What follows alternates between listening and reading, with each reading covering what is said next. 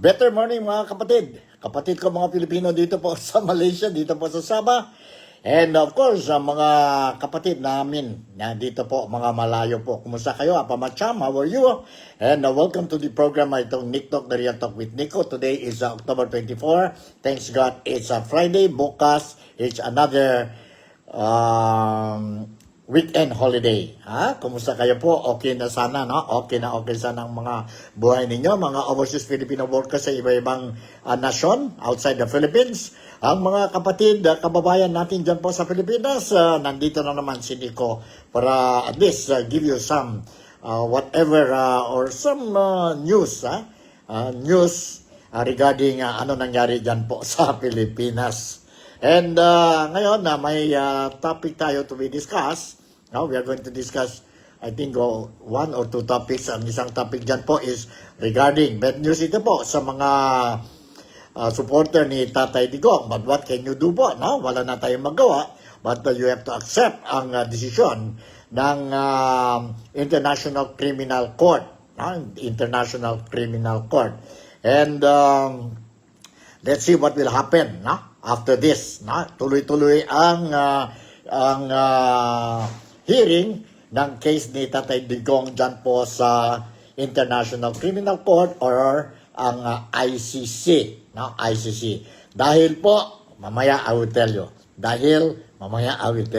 And the other thing that we are going to talk is about yun naging very hot issue po dyan sa Pilipinas. It became very hot issue in the Philippines yesterday, wherein no less than our newly appointed ombudsman. I am referring to Ombudsman Jesus Crispin Remulla, wherein yesterday he nag-announce siya po tungkol ang desisyon ng 2016 yata yon po, no? About dismissal, the request to dismiss si Senator Joel Villanueva po dahil sa corruption case ng pork barrel. And something happened and mayroon tayong mga affirmative and negative reactions coming from the public. Kaya nga, kung minsan po, when we make announcement po, we have to make sure that all our facts are right. And we know really the case po, especially ang mga kababayan natin, mga leaders natin who are holding sensitive position. Kagaya Chief Justices, kagaya ang Presidente natin, ang Vice President natin, ang Speaker of the House, ang Senate President po. Kasi if we don't do proper research po, no? And make sure na ang mga informations that we receive are all correct, then problema na po. Ang credibility of that person announcing the announcement will be tarnished. Kaya nga ingat lang tayo po, don't rush po kasi mayroon pa bukas. May bukas pa po. See what happened kay Ombudsman Remulla, no? Later on, we will talk about it. But in the meantime, ito muna po. We will go direct sa main issue natin. Ang main issue natin is tungkol kay Tatay Digong. Yun, si Tatay Digong po ngayon is under the custody of the International Criminal Court.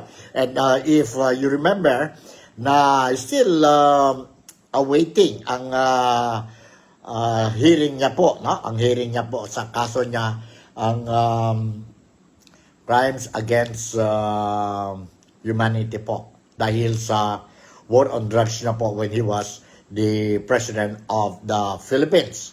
Okay, let me share with you itong or sabihin natin inform ang mga kababayan natin dito po sa Sabah, particularly dito po sa Kota Kinabalu, anong latest developments, anong latest news tungkol kay Tatay Digong. And lumabas na po sa mga dyaryo, sa mga newspapers in the Philippines, national newspapers, local newspapers po, no? And international media outlets, lumabas na ito pong updates no, about the Tatay Digong's case, especially ang plea niya tungkol sa issue ng jurisdiction po, no? And ito na, nandito na. I will read to you the story. Ang title of the news article is ICI rejects Duterte's jurisdiction challenge. And nandito po, the International Criminal Court has ruled that it has ruled that it has the jurisdiction to prosecute former President Rodrigo Roa Duterte for alleged crimes against humanity, rejecting his argument that the Philippines' withdrawal from the Rome Statute in 2018 stripped the ICC's authority over the case. Ibig sabihin, sabi ang ICC na although last 2018 lumabas na or we went out from the Rome Statute, no? May jurisdiction pa rin ang ICC tungkol kay arrest of Tatay Digong, the former president of the Philippines, which is being loved by most, if not all, Filipinos po. This defeats the Duterte camp's main legal attempt to prevent an actual trial from taking place, leaving only the question of whether the former president, who has been held at The Hague since March, is fit to stand trial. Ngayon po, ang jurisdiction, kasi earlier, na-drop din ang appeal ni Duterte about ang house arrest or interim release po. They dropped ang appeal, they rejected the appeal. So, ngayon, they also rejected, ang ICI also rejected an appeal na wala daw jurisdiction ang ICC over Tatay Digong. So, the only thing that remaining dyan po for Tatay Digong is whether he is fit to stand for trial. Fit ba siya? Because ang kampo ni Duterte is saying na because of his old age, he's already 80 and may mga sakit na siya po, no? And there was also reported news that natumba siya po, no? While under the custody of or dyan po sa detention center. So, ang legal team ni Tatay Digong is claiming that si Tatay Digong is no longer fit for or stands sa trial po. So, ang ICC has already identified tatlong medical expert po to examine talaga ang medical condition of Tatay Digong in the event kung sakali na-confirm itong tatlo, dapat tatlo sila po, or majority maybe, dalawa. Maskin isa will say no, still fit, pero kung ang dalawa will say hindi na siya fit, then I think the decision will favor Tatay Digong. Now, it all depends po. Tingnan natin po, but we don't know kung kailan talaga ito ang resulta ng medical examination kay Tatay Digong will be released. Hindi natin alam. Depende yon sa ICC. In the meantime, let us just wait po and pray. Continue to pray. And continue, mga Filipinos, supporting Tatay Digong po. Let us continue to support him. Let us continue to support him. May Panginoon po. Don't worry, may Panginoon. God knows what to do. God knows, what is best for Tatay Digong and what is best for the Filipinos. And what is best for our country we call the Philippines, and we love the Philippines.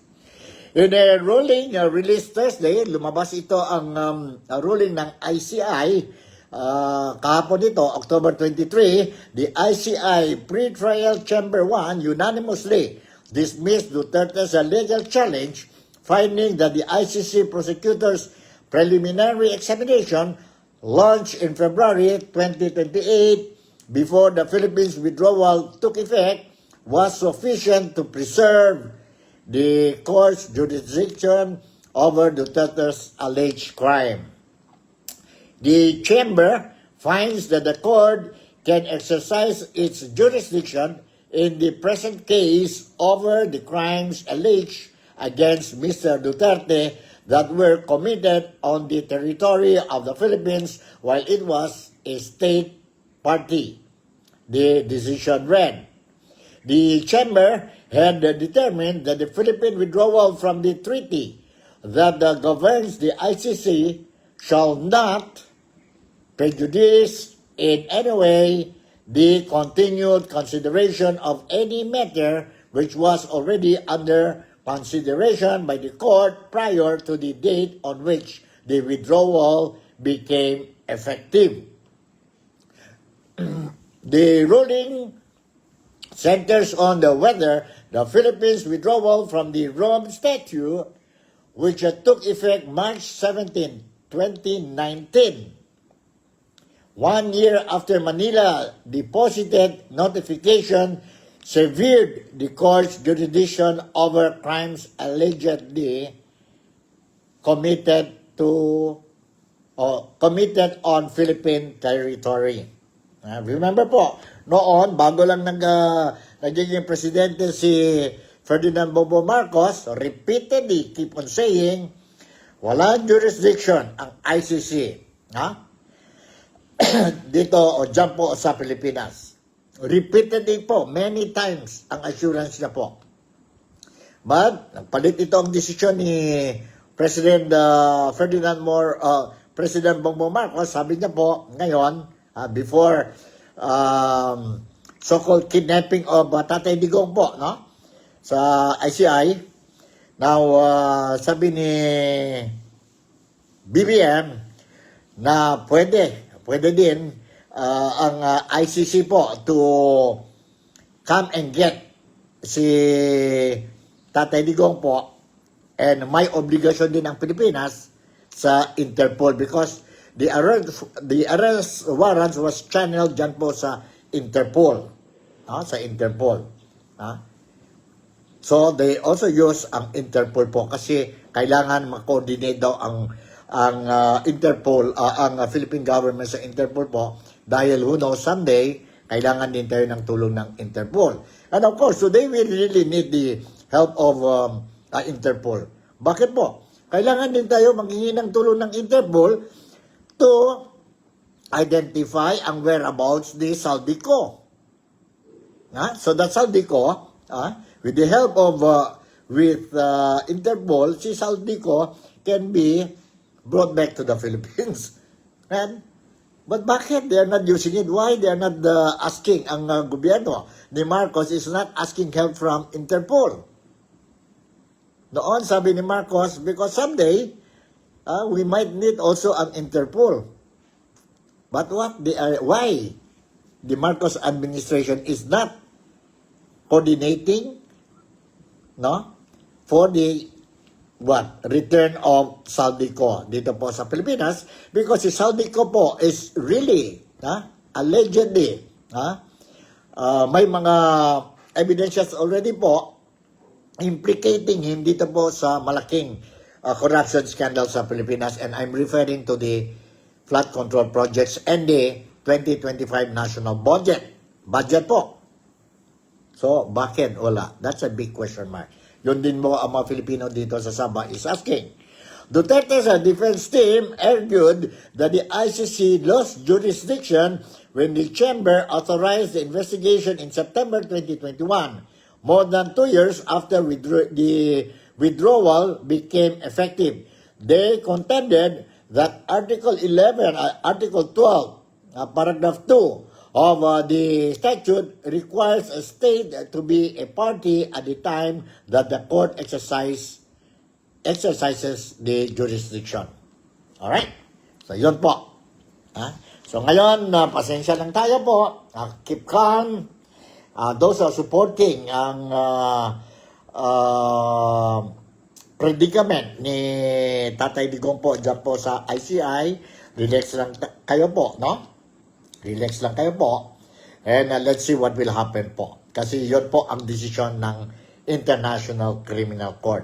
Let's all pray po na ang tatlong medical experts, no, who will be examining si Tatay Digong po will confirm unanimously that Tatay Digong is no longer fit to stand trial.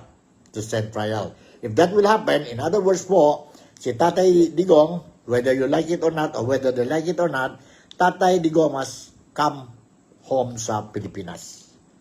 Alive. Alive po. So, yon. Yon po ang issue or news that I want to pass sa mga kababayan ko dito po sa Malaysia, particularly dito po sa Kota Kinabalu or dito po sa Sabah in the event. You still don't know ang istorya na ito po. Ang latest updates tungkol kay Tatay Digong. Ang kaso ni Tatay Digong dyan po sa The Hague or Netherlands, no? Sa International Criminal Court. Okay, ang next topic natin ngayon is, I'm going to touch about, yun po,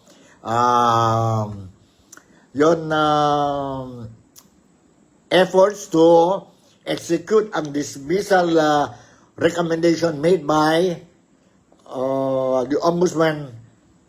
Ang decision was made last 2016 yata yun po. And the Senate did not act on it. Kaya nga si newly appointed Ombudsman Crispin or Jesus Crispin Remulla, a former DOJ, Department of Justice Secretary ni Bongbong Marcos, no? He came out with a statement yesterday and he said that he will officially hand over the request letter to Senate President Tito Soto today po, kasi may hearing ngayon po, ang budget hearing for Ombudsman. No?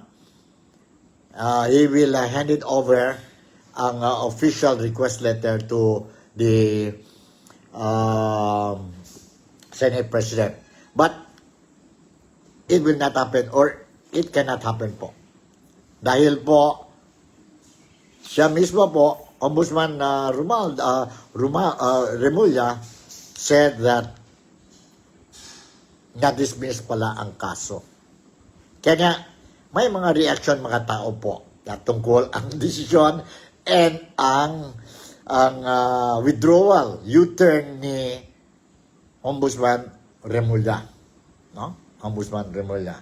So first thing first po, I will share with you itong video clip, ang news report regarding itong issue ni Ombudsman Remulla. Nandito po. Hold on. I'll share with you itong video clip that I recorded para sa inyong lahat po. Alright? Nandito po. Hold on.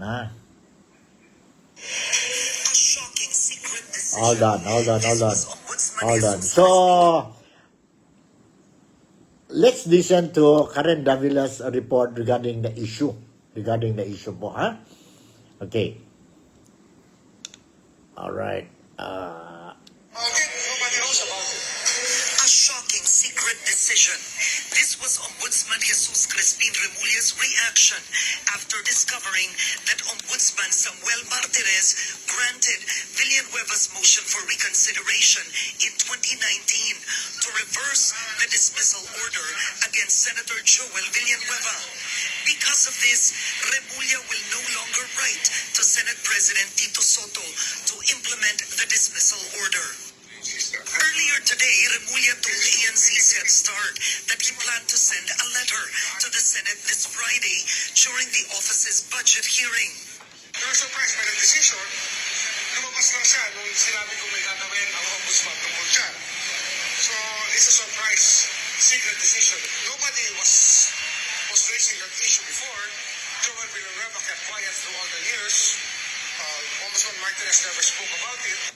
Remulla's basis was the order issued by former Ombudsman Conchita Carpio Morales in 2016 to dismiss Villanueva from service after he was found guilty of grave misconduct, serious dishonesty, and conduct prejudicial to the interest of the service. Also, supposed to have been said long ago. It's something that has to be decided between men and between institutions. And it has to be for the good of the people.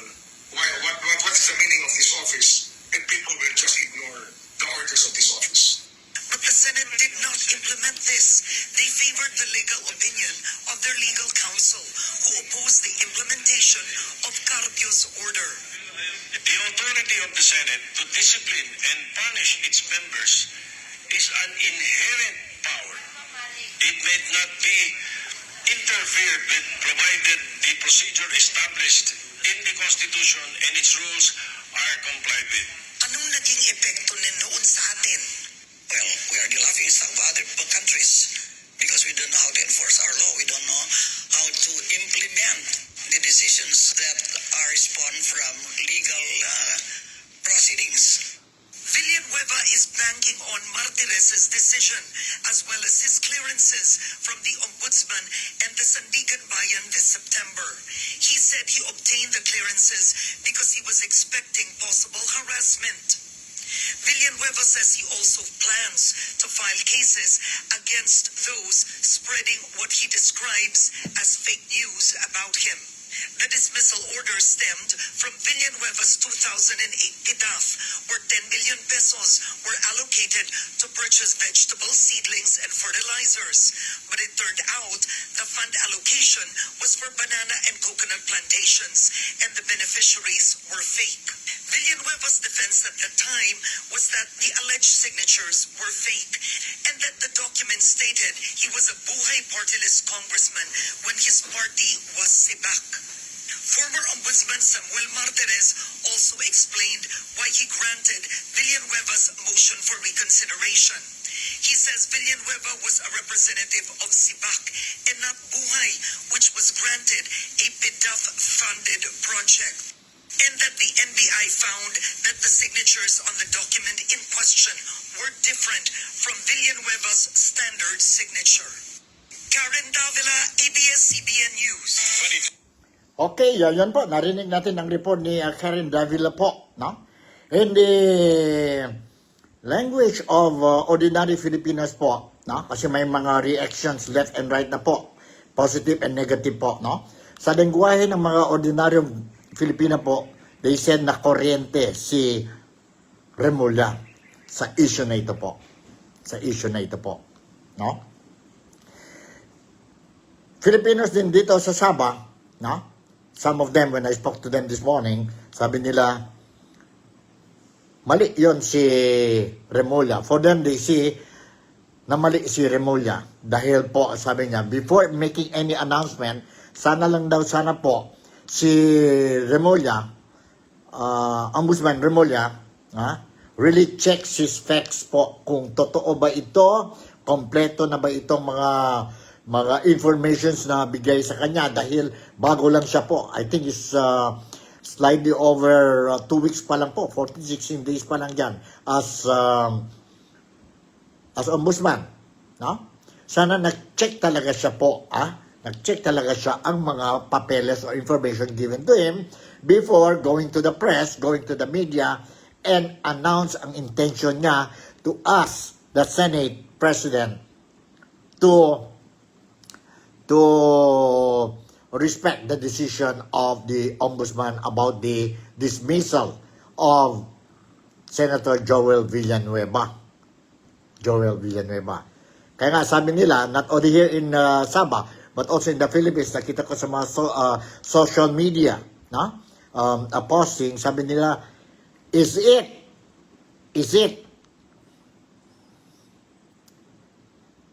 ignorance or plain stupidity?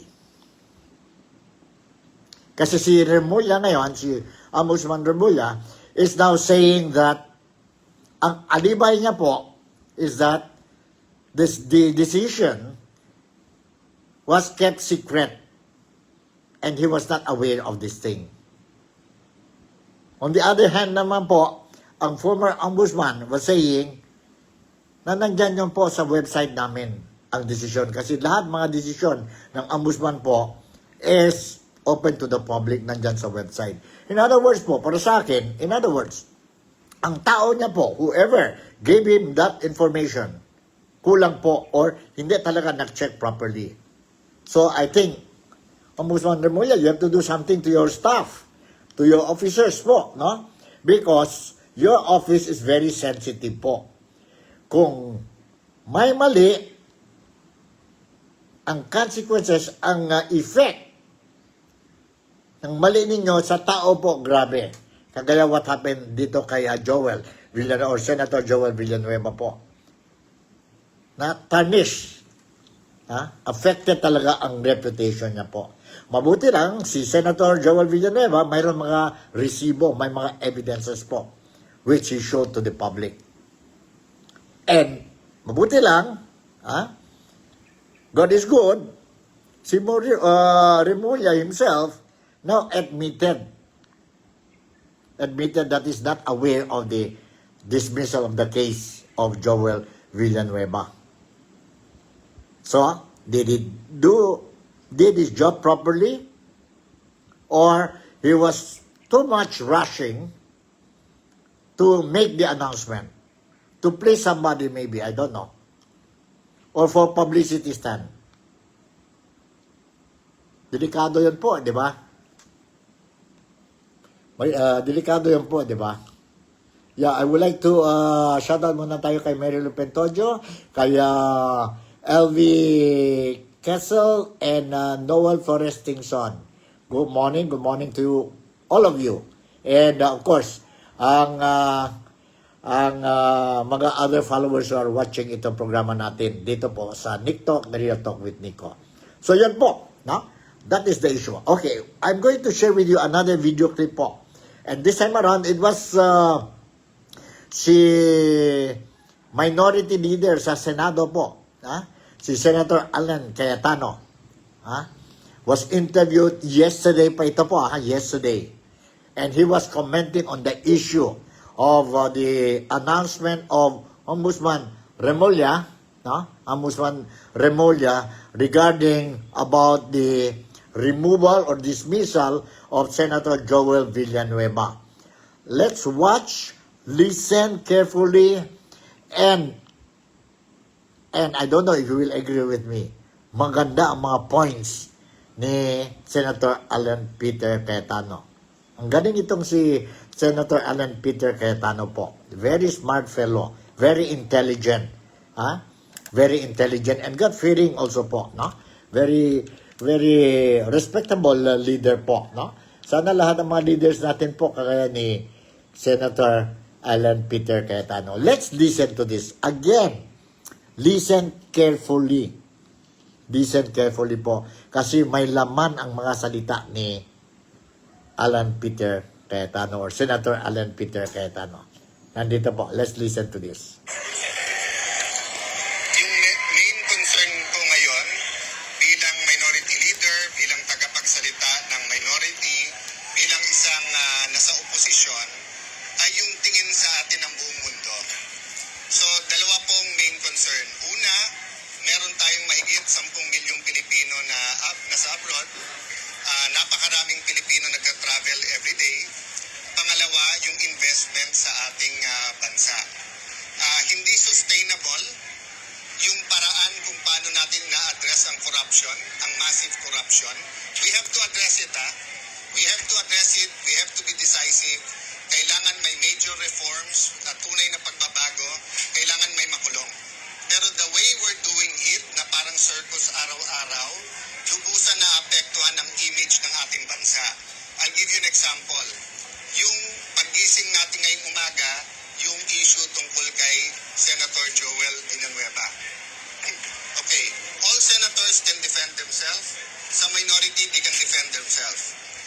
I'm really hoping na nagkamali lang si Ombudsman Remulla at mali ang binigay ng staff niya kasi malinaw na malinaw, dinismiss na yung kaso na yan. Klarong-klaro po yan. Wala siyang isusulat sa Senate President sapagkat na-dismiss na yung kaso na yan. At kung titignan mo bakit na-dismiss, malinaw na hindi marireverse. First, ang pirma ni Joel doon ay forged. Hindi niya pirma. Pangalawa po, ang nakalagay sa letterhead, Buhay Party List. Siya po ay representative doon ng CBAC Party List. No? So this is not even a debatable matter. So I know Boying Remulla. He is a man of duty. May sense of duty yan. nabasa ko mga statements niya bago siya maging ombudsman. Naniniwala ako gusto niya ng tunay ng pagbabago. Marami akong issues na hindi agree sa kanya, but I see his sincerity na gusto niyang parusahan ang dapat parusahan. Unfortunately, parang naging circus nga, palakasan ng palakpak. And we know that there are certain people who are against Joel, who are against the minority. So, habang ginugulo ito ng mga mastermind, sila'y nakakawala. Isipin niyo po, no? Kung unang araw na sinabi ng Pangulo, may yan na Harassment sa inyo in part of the opposition. let's see, after Ombudsman Remulla sees the documents na pre-provide na rin. Yung iba dun, sa inyo sa media na mismo, lumabas. Yung iba kay Senator Joel, di ba? So sa akin right now, benefit of the doubt, nagkamali lang. Right now. Pero yun nga, makikita nyo tuloy ngayon, in context ng flood control, na talagang yung iba sa amin ay target talaga. Pero sir, atake sa inyo. Sino? Sorry? Sino ang umaatake sa inyo sa Senado? Well, many, but definitely the mastermind. Hindi ba si... we've named it many times, and of course, lumalabas ngayon sa hearing hanggang kay Mr. Zaltico. But wala naman, kayo ba naniniwala kayo hanggang dun lang yon? I don't think there's one mastermind. I think it's a group of people who came together, maybe stumbling into it. Yung latest ko narinig is that nalulun sa sugal sila Bryce at kailangan nila ng pera. So wala naman sa usapan Ghost, napunta sa Ghost, nagustuhan nila, natuto, in-export na nila sa ibang district engineer. That can be true or not, but until now, I have not heard from the DPWH, from the ICI, DOJ, or Ombudsman a working theory. Napaka-importante sa kahit anong investigasyon ng krimen, ano yung kwento, ano yung narrative, ano yung working theory, kasi dun mo makikita yung motibo, di ba? And I think, obviously, RJ, we have some people in our minds, but we'd rather the evidence speak for it. Hindi ako naniniwala dun sa mag-name ka muna to follow yung ebidensya. Dun ako sa lumabas muna yung ebidensya, tapos alam na natin kung sino. Diba? So all throughout, yung kay President Erap, kay President GMA, yung yung mga investigasyon in the past, diba? Nauna muna yung ebidensya, saka kami nagsalita. So yun lang pakiusap namin na ituloy-tuloy natin yung investigasyon na to, pero huwag tayo pahit na madistract. Diba? Kung sana pending yung kaso at saka dapat siyang alisin, kahit member siya ng minority, kahit sino man siya, diba? Kahit Senate President siya. Pero ngayon na nakita nating maling-mali, sana tayuan ng buong Senado at sana nga nagkamali lang and medyo madisiplina ni Ombudsman Boying yung nagbigay sa kanya nun. Sir, ano advice yung kay Senate President ngayong ipapareceive daw sa Senate yung particular na inilabas si Secretary? It's not for me to advise the Senate President, di ba? But yun ang difference ng minority leader at saka ng Senate President. The Senate President is not only the father of the majority. Siya din ang tatay ng buong Senado. Di ba? So pagka ang Senado na inaatake o kahit member ng minority, kahit independent, pero foul, mali, ang mabubugbog yung institusyon, tandaan nyo, 24 lang kami. So napakadali na maglabas ang ombudsman ng para sa 8-9 and then gibain ang Senado. But I'm not ready to say that intentional to sa part ni Ombudsman Remulla. Ako'y naniniwala, mali yung remember, saan ba nag-umpisa to? Isa lang, kay dating Secretary Leila de Lima. Nasa kagustuhan niya ipakita na patas siya, hindi lang kalaban ng Aquino administrasyon ang kinasuhan din si Joel Villanueva kahit na walang pruweba, walang ebidensya, kahit mali. Kahit sa confirmation hearing niya, inadmit niya na kulang na ang pirma, ang letterhead, buhay party list. Ang pirma, hindi pirma ni Joel, tinuloy pa rin niya. Diba? So, yun, Ombudsman Remulla does not deserve advisors like Leila de Lima kasi mapapahamak ka lang. Mapapahamak. Unfortunately, malakas ang boses ngayon sa administrasyon at sa House of Representatives for her own purposes. This is not for the people. It's their own politics. Sir, in-release nyo rin po ito bukas since sa budget ng Ombudsman. I'm waiting what his for me that are worth it. There are some debates na it's just a show. Diba? So sa akin, whether harapin siya o hindi sa budget, it's a matter of what's right or wrong. Assuming he wants to reverse that, may proseso yan. Kung gusto niya i-revive, may batas yan, may proseso. Pero hindi naman pwedeng biglang susulat ka at sabihin mo yung mas maagang desisyon na re-reverse na later on ang masusunod. Diba? Hindi naman pwede yun. Sir, kung, Malinaw yun. Walang due process nun. Martial law na tayo nun. sir, yung kulang ni Remulla, pero contact na agad yung information yata after pinayag. It happens, and as I said, let's give him time to review it. Malinaw naman yung mga dokumento. So I'm looking at the bigger picture. The news here for me is not the mistake, but rather, is it an unwitting, kasi pwedeng wittingly or unwittingly yung atake sa Senado eh. Unwittingly na yung ibig sabihin, di mo sinasadya, hindi mo alam atake. Kasi finit ka ng mali. Wittingly means talagang nag-target ka. And I don't believe Ombudsman Remulla will do that. I think his heart is in the right place, pero napakaraming boses. Remember, no? Bawat distrito na may project ang 15 contractor na to, nagtuturuan na yan. Kasi may politika dyan eh. May naglalaban na mayor dyan, may naglalaban na governor dyan, may naglalaban na congressman dyan. Diba? Sa national, ganun din. Bawat gawin ng pink, galit DDS, galit yung Marcos, galit. So, iba-iba na kampihan ngayon. But yun nga ang point ko po, di ba? When does politics give way? First, bansa na natin tinatamaan eh. Mga Pilipino, pag nagta-travel, kinakansyawan na, nakorap kayo eh. Bilangin nyo ha, duda ko walang 10,000 taong involved dito eh. Sama mo na lahat ng DPWH, sama mo na buong kongreso, sama mo na ilang kabinete. Baka 3,000, 5,000 ang pinag-uusapan sa corruption. 110 million Filipinos tayo. Deserving ba nasa ibang bansa at tawagin buong Pilipinas, buong Pilipino na corrupt? Kaya nga ini-expose eh, di ba? Sa atin, sa local, naiintindihan natin yan. Naiintindihan natin na hinahabol natin corrupt. Pero sa abroad, hindi eh. Kasi nga, it's being handled like a circus. No? Even in the Senate. That's why lagyan natin ng konting ayos. Diba? Let's not think that we can do anything and bahala na yung consequences. Lahat ng action natin may consequences. Pwede ako magwala dito ngayon. Pwedeng kung ano-ano sabihin ko. Pwedeng ilabas ko kung sino tingin ko mga mastermind. It won't be helpful if it's just part of the circus. So, sir, yung ano po? Gusto niyo po na yung mag-investiga sa ICI is meron ding opposition na kasama mismo sa We have to find a way na mas mabilis ang investigasyon, mas mabilis yung pagkaso, at hindi tayo ma-distract. So, kung kinasuhan ka agad, si Alcantara, si Yusek, si Bryce, si JP, etc. Kinasuhan ka agad kasi ghost eh. Ano pang hanapin mo? Ghost. Tapos nakapag-apid-apid yan one time, malinaw. Eh ngayon tuwing hearing, pabago-bago eh. Diba? So, ang problema sa ICI, sila mismo nagsabi, kulang kami sa power. Pero pati sila na pagbibintangan na anong direksyon nyo. At kasi sino ba nagbibigay sa kanya ng dokumento? Aside from mga gumawa nito, DOJ, DPWH, Office of the Ombudsman. Diba? So, wala rin tayong tagabantay doon. What's your comment po na ina-live na yung hearing sa ICI? Very good. Thank you ICI na nakinig kayo.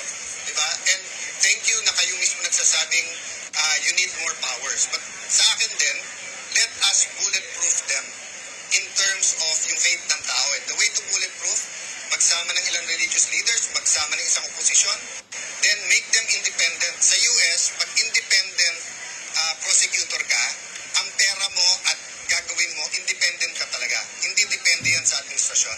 So there's much more we can do. In fact, ang bill na yan kay Senator Soto, kay SP, yung na-legislate yung ICI. But definitely it has to be faster. And kailangan bullseye, kailangan focus tayo. Dapat ba, sir, Alright, yun po, narinig natin po si Senator Alan Cayetano. Do you agree with me po? Magandang mga statements niya po, ang mga opinion niya po, ang ideas niya po. Maganda, I totally agree with him. No? I totally agree with him. Yung word he used, circus. Yes po. Parang circus na tayo po, no? Ang issue na ito po, circus na po, saan-saan na po, no? napunta po saan-saan na. And is it a diversionary technique? Itong issue ni Joel Villanueva?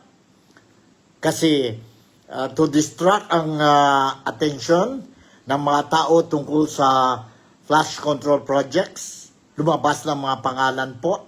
Slowly po. And other issues po. Ano ba ito? What is happening po sa nation natin? Sa nation natin. Anyway, sige lang. Okay, I try to share with you another, ano ba ito? Ang, sandali ha? Mayroon ba tayo dito? You hold on. Tingnan ko if I can get this thing.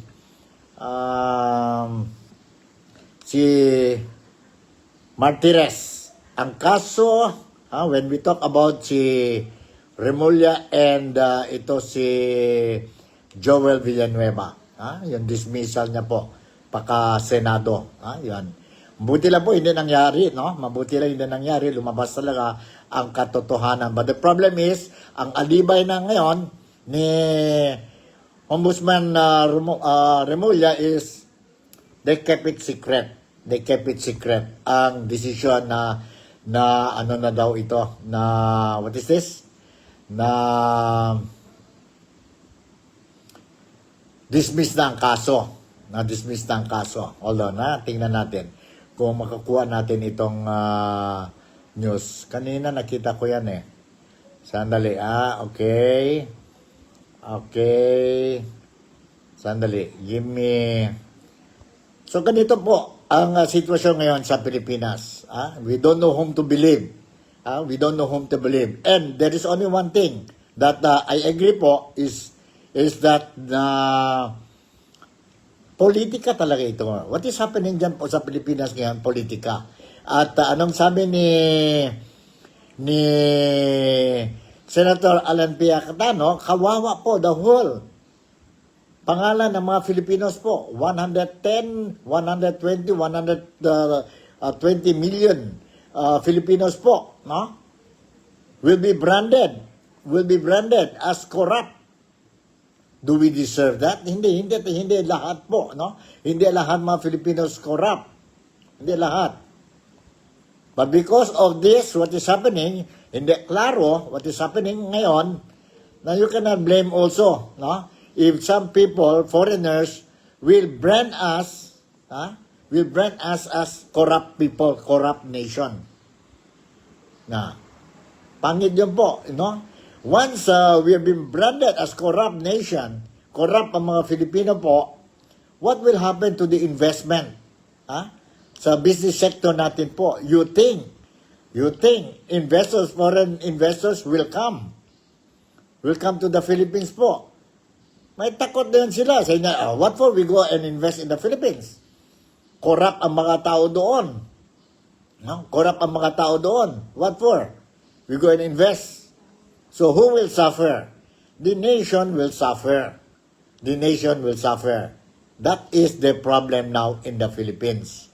Yun po ang problema sa Pilipinas. And unless the government will do something now po, then the country is going down to the drain. So please, lahat tayo po, let's save our country.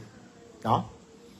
Bahala na. Kung mahal natin yung mga leaders ngayon nakaupo. We supported sa kanila noon sa eleksyon. And then nakita natin what is happening now po. If there is a need for us to remove them po. All for the love of our country. All for the love of the Filipinos. The future of the Filipinos po. Hindi na siguro sa atin, no? Mga senior citizens. Siguro para sa mga kabataan na lang po. And to the generations and generations to come. Because if we are not going to do this now, tuloy-tuloy ang corruption po, then tuloy-tuloy ang utang natin po. bigger and bigger every year po dahil sa corruption po. So, kawawa ang mga generations and generations to come. Sana lang ang gobyerno natin po will also think about this. Kawawa talaga tayo. Sa ngayon, obviously, economic stability, wala tayo. Political stability, wala tayo po. And if we don't have economic stability, gutom ang mga tao sa Pilipinas. Tapos, magulo ang politiko natin po. Corrupt ang mga politicians natin po. Magalit ang mga tao po. What will happen to our security? Ang peace and order natin po. Kagaya ngayon, there are some people who are already shouting, kung gano'n lang man, may grabe ang korupsyon sa Pilipinas. Kami mga taxpayers, can we ask the government, delay muna kami ang contribution namin, ang mga taxes namin. Hanggang makita namin na itong mga korap na kulong na po, wala na sa pwesto. Bago na mga leaders natin po, honest, sincere, God-fearing. Yan na po ang mga kwento-kwento ngayon po. Marites sa Pilipinas. I don't agree with that. We will delay our taxes. Paying of taxes. But I cannot blame kung may mga tao is now pondering this kind of an idea. Dahil sa corruption. Dahil we don't see actions, concrete actions coming from the government sa mga investigasyon po. Hanggang ngayon po, wala pa nga. Maskin isang warrant of arrest. Wala pa, maskin isa nakulong po sa scandal na ito. Wala pa. Kaya nga tuloy-tuloy ang demonstration sa Pilipinas. Kawawa talaga tayo, di ba? Kaya nga mag-isip-isip tayo. Ang gobyerno, ang mga leaders natin, mag-isip-isip tayo. No? Puro invento, sari-saring kwento. Yan ang sigaw ng tao. Di ba? Puro invento. Invento dito, invento doon. Sari-saring kwento nila po. Mahirap na. So, siguro hanggang dito na lang ang Nick Talk, The Real Talk with Nico. Masayang-masaya ako po dahil in one way or the other, I managed to at least give you some informations of what is happening dyan po sa Pilipinas. Itong mga kababayan ko po dito sa Sabah, sa Malaysia, particularly sa Sabah. And yung mga kababayan ko po, kaibigan natin po, no?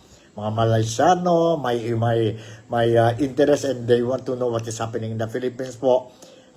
Masaya na ako po, maskin paano, I managed to, ito po sa inyo, whatever news I am giving today po. And the days to come. Kasi ang Nick Talk, The Real Talk with Nico po is dedicated para sa inyong lahat. Especially itong mga Filipinos dito po sa Malaysia, dito po sa Sabah. No? Kung mayroon na mali man ako po, I apologize, no? And this is not fake news. That's why I always put itong mga video clips po so that we will not be accused of spreading fake news. I don't agree with fake news po. Nasa media na ako po for how many donkey years? More than half of my life. And I believe the people deserve genuine news, the real news, and not fake news. And not fake news po. So with this, I would like to say thank you very much for making me a part of your day today. Mga kababayan ko, mga kaibigan ko dito sa Malaysia, dyan sa Pilipinas o sa iba-ibang parte ng mundo, I hope that you're going to enjoy your weekend.